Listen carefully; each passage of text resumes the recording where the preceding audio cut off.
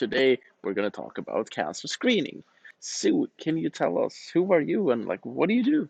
Yeah, I'm a public health doctor, and for many years I've worked in screening programs, and more recently I've been working with WHO and looking at how we can take forward screening programs in an effective way across the region.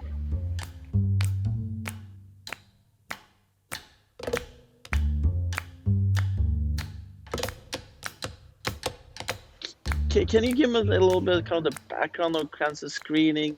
So let's just think about what screening is. We think of it as testing, most importantly, healthy people to see if they've got early stage cancer or even pre-cancer, so that we can treat it at an early stage and save lives.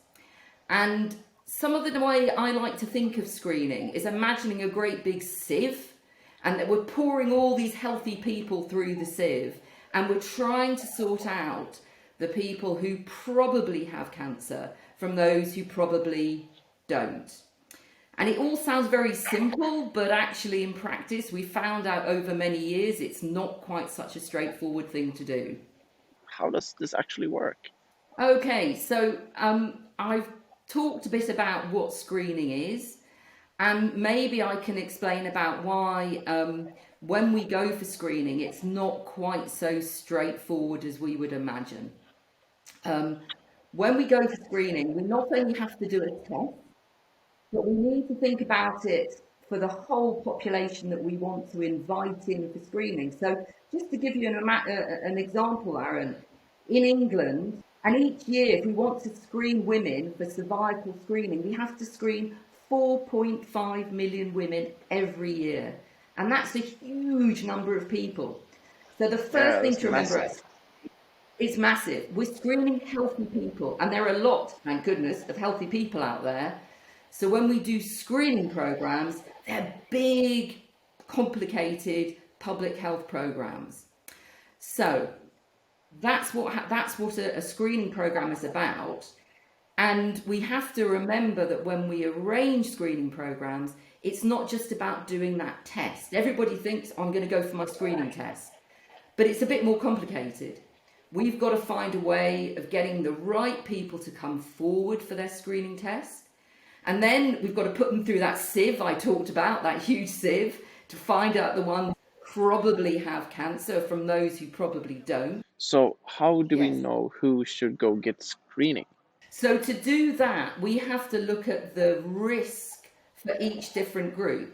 So for example, if you're a young woman, your risk of breast cancer is much less than if you're an old woman. So we have to decide that when we set up screening programs, who's most likely to be at risk, and we invite that group in, and we call that our target population. So can you give me an example there? Yeah. The screening programs that we commonly run across Europe are cervical, breast, and colorectal cancer. And so we invite in people who are at higher risk of those cancers to come and to be screened. Because it's really important to remember that, as well as being screening, giving us the way of picking up people who are likely to have cancer, there's some downsides with screening and some problems with it that we need to remember. Do you remember I talked about having all our healthy people put all through a sieve to try and sort out the ones that have Yeah. cancer from not? Well, the problem is our sieve isn't perfect. Screening tests aren't perfect. So when you pour these healthy people through, some people with cancer will come through the sieve, and we call those false negatives. And some people who don't have cancer will get caught by that sieve, and those are our false positives. And that means, if you can imagine the consequences, that somebody who doesn't have cancer gets initially told you might have cancer, and they have to go through lots of tests to find out that they don't have it. And it is horrible, and it causes anxiety. It can even cause people to go through tests that can cause injuries. So Yeah, so you might not have cancer, but you can get side effects from the from the procedure. Then there's an even more kind of complicated idea that we call overdiagnosis that happens in cancer screening programs, which is probably the one that causes quite a lot of concern. So if I can explain it like this, cancers, when they may be ones that are very slow growing, and we can sometimes have cancers that actually people die with, not from. So would that be like cancer in older people primarily, or? Not necessarily, it can be in any stage, but it's the type of cancer. It just, some cancers are more slow growing and don't cause as many problems. The real Okay, yeah. difficulty is that when you look down a microscope and try and decide what kind of cancer it is, a friend of mine used to describe it as saying you can't tell the tigers from the pussycats. You can't tell which of the cancers are going to go ahead and actually cause premature death in someone, and which of the cancers actually that person can live with and actually it's not going to cause many problem. And to just give you an example about the significance of this, in England with our breast screening program, we say to women, for every one person who has their life saved, one woman has their life saved from cancer, 3 women will be diagnosed with a cancer that actually was not going to cause them any harm. And you've got to remember that those 3 women will then end up having treatment for cancer, Yeah, and that treatment will cause a lot of harm. cause harm and Yeah. anxiety and all sorts of things. But actually, that those cancers weren't going to cause them any harm. And it's such a difficult thing, but we can't tell which women are going to be the ones that are going to have their life saved and which women are going to be the ones that are actually going to would have been fine. And that puts a Yeah. lot of pressure on systems and is one of the main worries that people have around cancer screening programs. And that makes it, not the straightforward thing that we think cancer screening is. So are there any screening programs that are really straightforward that are kind of, black and white? The 3 cancer screening programs that we do recommend are cervical, breast cancer screening, colorectal. We say there are harms and there are benefits from screening. We've got to make sure we set them up so the benefits outweigh the harms. And that's what we're For aiming sure. for. That we say that for the population as a whole, we've got to make sure that overall more lives are saved and there are more benefits. But for the individual, it's actually quite a difficult choice because if they're healthy, they could go through a whole set of Yeah. procedures and they don't actually benefit from it themselves.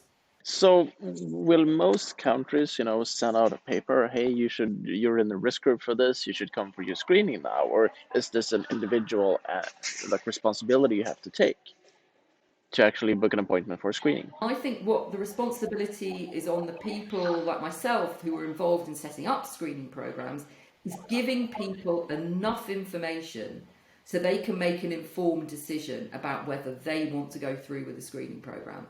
So telling women that, if you get a positive result and you're found to have breast cancer, 1 of you will have your life saved, but 3 won't. It's about having that kind of conversation.